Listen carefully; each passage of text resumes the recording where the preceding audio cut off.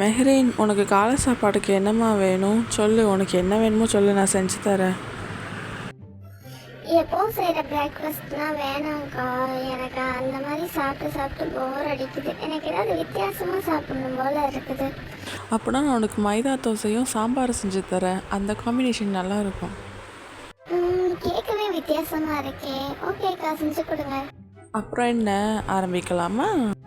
இப்போ நம்ம செய்ய போகிறது ஃபஸ்ட்டு சாம்பார் தான் ஃப்ரெண்ட்ஸ். அதுக்கு நம்ம காய்கறி, தக்காளி இதெல்லாம் கட் பண்ணி ஒரு பாத்திரத்தில் சேர்த்துக்கலாம் ஃப்ரெண்ட்ஸ்.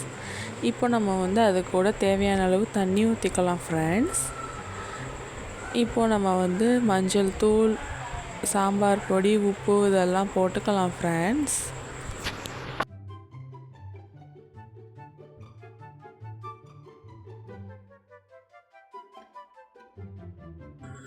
இப்போது அப்படியே இது எல்லாத்தையும் நல்லா மிக்ஸ் பண்ணி விட்டுக்கலாம்.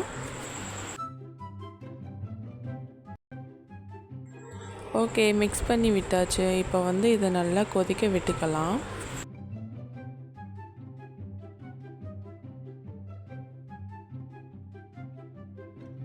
நல்லா கொதித்ததுக்கப்புறம் ஒரு தடவை கிளறி விட்டுட்டு இப்போ இதை இன்னொரு பவுலுக்கு மாற்றிக்கலாம்.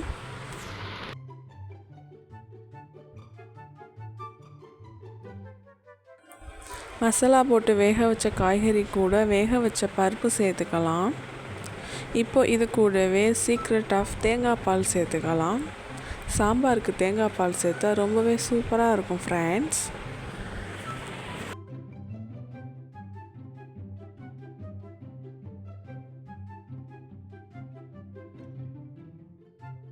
இப்போது நெக்ஸ்ட்டு கடாயில் எண்ணெய் ஊற்றிக்கலாம். இதில் கடுகு உளுந்த பருப்பு சேர்த்துக்கலாம். கடுகு உளுந்த பருப்பு நல்லா பொரிஞ்சதுக்கப்புறம் நம்ம கருவேப்பிலை சேர்த்துட்டு அது கூட சின்ன வெங்காயம் சேர்த்துக்கலாம். சேர்த்து ஒரு தடவை நல்லா கிளறி விட்டுக்கோங்க. வெங்காயம் நல்லா செவந்ததுக்கப்புறம் சாம்பார் ரெடி பண்ணி வச்சுருக்கோம்ல, அதை இது கூட சேர்த்துக்கலாம்.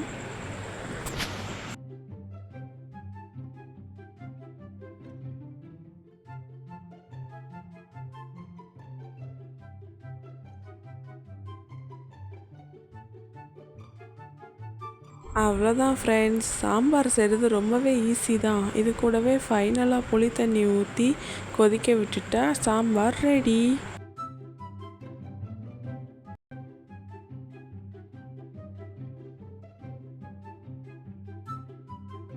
மெஹ்ரீன், சாம்பார் கொதிச்சிட்ருக்கு, நீ கொஞ்சம் பார்த்துக்கோ. நான் போய் தோசைக்கு மாவு ரெடி பண்ணிட்டு வரேன். ஓகே காய்ஸ், இப்போது மைதா தோசைக்கு மாவு ரெடி பண்ணுவோம். ஃபஸ்ட்டு ஒரு கப்பில் மைதா மாவு எடுத்தாச்சு. இது கூட தேங்காய் பால் சேர்த்துக்கலாம் ஃப்ரெண்ட்ஸ். தேங்காய் பால் சேர்த்துட்டு நல்லா தோசை ஊற்றுற பதத்துக்கு கரைச்சிக்கலாம்.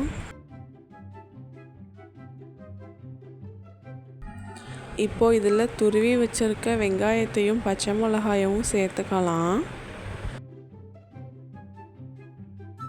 இப்போ இதை நல்லா மிக்ஸ் பண்ணி விட்டுக்கலாம்.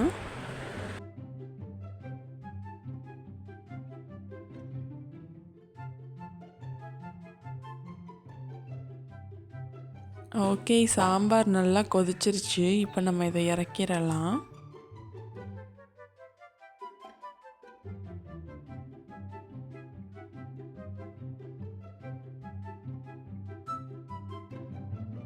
ஒரு வழியாக சாம்பார் ரெடி பண்ணியாச்சு. இப்போ நம்ம மைதா தோசை ரெடி பண்ண போகிறோம். மெஹ்ரீன், டோன்ட் வரி, சாம்பார் முடிஞ்சிருச்சு. தோசை சுட்டதோடு உனக்கு சாப்பாடு தந்துடுறேன். ஃபர்ஸ்ட் கல் ஹீட்டாகவும் எண்ணெய் ஊற்றிக்கலாம். அதை அப்படியே ஸ்ப்ரெட் பண்ணி விட்டுக்கலாம்.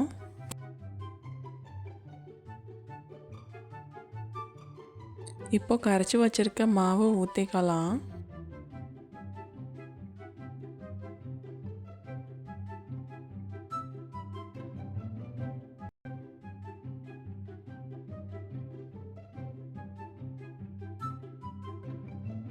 தோசை வெந்துருச்சு. இதை நம்ம திருப்பி போட்டுக்கலாம்.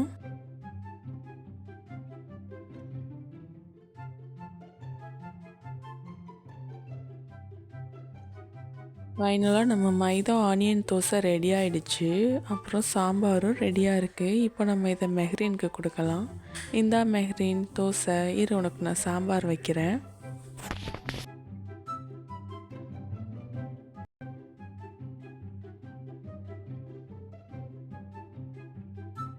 மசன்னு பார்த்துக்கிட்டே இருக்காமல் சாப்பிட்டு பார்த்துட்டு என் கை உண்ணும் எப்படின்னு சொல்லு. நல்லா இருக்குதுக்கா.